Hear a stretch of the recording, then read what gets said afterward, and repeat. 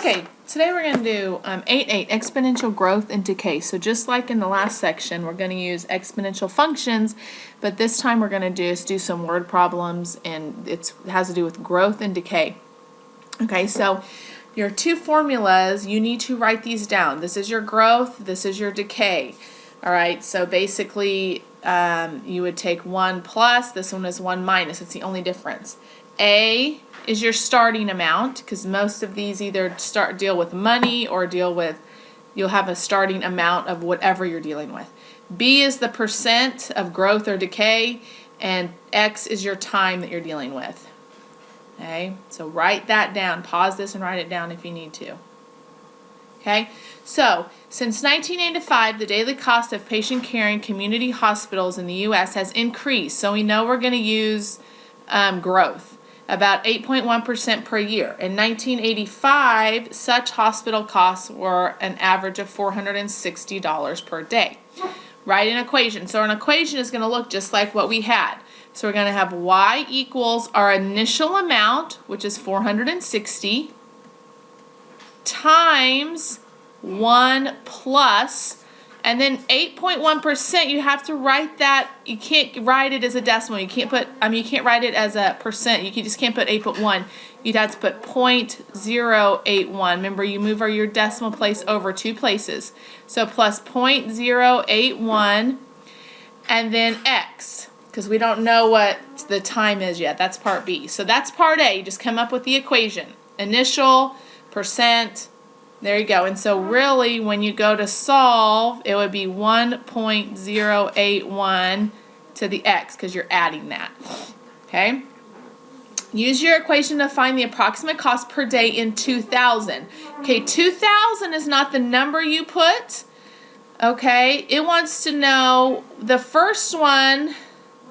What the first year was 1985. So from 1985 to 2000 is 15 years. So that is the amount that you put in there. So you would put 15.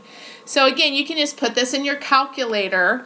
Okay, if you're doing it by pieces, make sure and do this to the exponent first. Okay, so you should end up with approximately 4,000. Oh, I'm looking at the wrong problem. Whoops. $1,480, okay, is what you should be getting, okay, to find the approximate cost per day. So it was 460, now it's 1480, which makes sense because it goes up. Whoops. Okay, well, we ended that one. Okay, next one.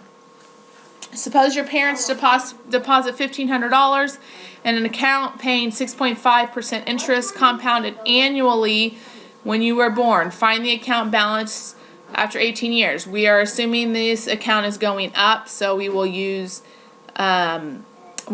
growth again. The initial amount is $1,500 times 1 plus 6.5% becomes 0.065. So 1 plus 0.065 raised to, we don't know. Okay, so 1.065. Oh, and it says find the account balance after 18 years. I forgot it did tell us this.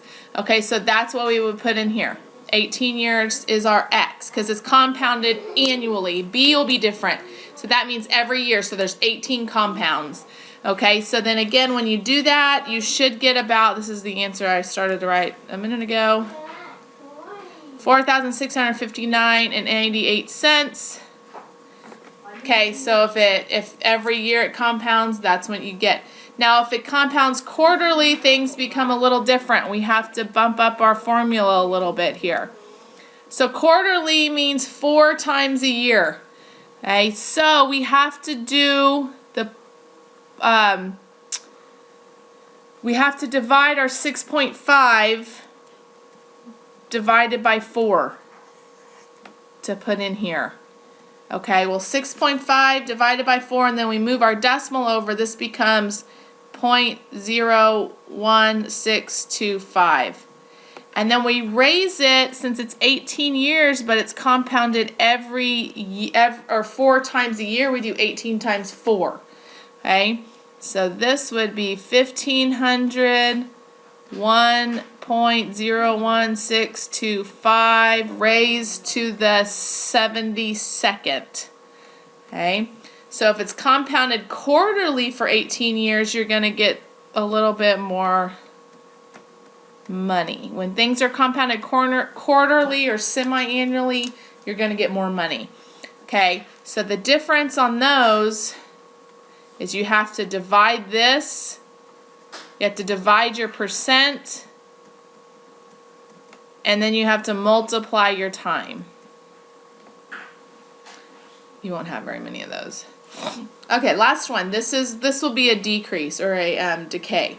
In 1980, the number of gallons of whole milk each person in the U.S. drinks each year has decreased 4.1% each year. In 1980, each person drank an average of 16.5 gallons of whole milk per year. Okay, so again, my 4.1 is going to be written as 0.041. We learned that way back. Okay, that's why I'm kind of going over it quick. Okay, what's our initial amount? Well, our initial amount is the 16.5. Okay, and it's a decay, so we're going to do 1 minus 0.041 raised to the x, because right now we're just writing an equation. So y equals 16.5. 1 minus 0.041 is 0.959 to the x. So this would be your equation. Okay. Now it says use your equation to find the approximate consumption per person of whole milk in 2000. 16.5, 0.959 to the year 2000. Well, we're dealing with 1980 to 2000. So 1980 to 2000 is 20 years. Okay? So then when you put that in your calculator, you should end up with about, I believe, I can barely read my handwriting. Let me make sure. Let me look in my other notes. That's the wrong page. 7. Yes, 7.1. The average annual consumption of whole milk in 2000 was about 7 gallons, and this would be gallons per person. So it used to be 16.5, and now it's, or in 2000 it was 7.1. Okay, and that is it.